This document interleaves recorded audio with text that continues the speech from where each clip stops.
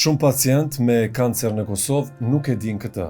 Në klinikën e onkologjisë në Qendrën Klinike Universitare të Kosovës punon një psikologe klinike që mund t'i mbështesë ata gjatë gjithë trajtimit.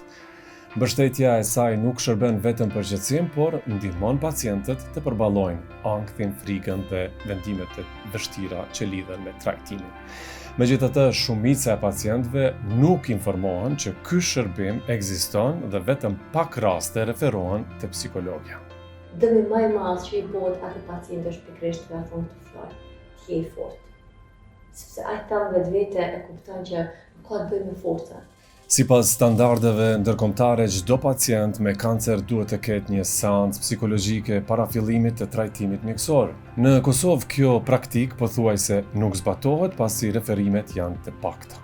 Mjekët e klinikës së onkologjisë, duke folur në kushte anonimiteti, thonë se pacientët dërgohen te psikologja vetëm pas vlerësimeve të gjendjes dhe bisedës me ta. Një paciente nga Gjilani e diagnostikuar 5 muaj më parë me kancer tregon se asnjë mjek nuk i kishte rekomanduar kur takimin me psikolog.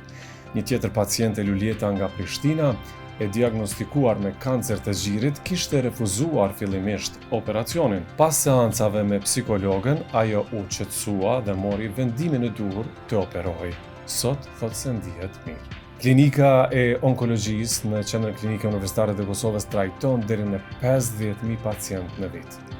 Nëse jeni pacient ose i afërm i pacientit dhe dëshironi shërbimin e psikologut, pyesni mjekun onkolog për një referim.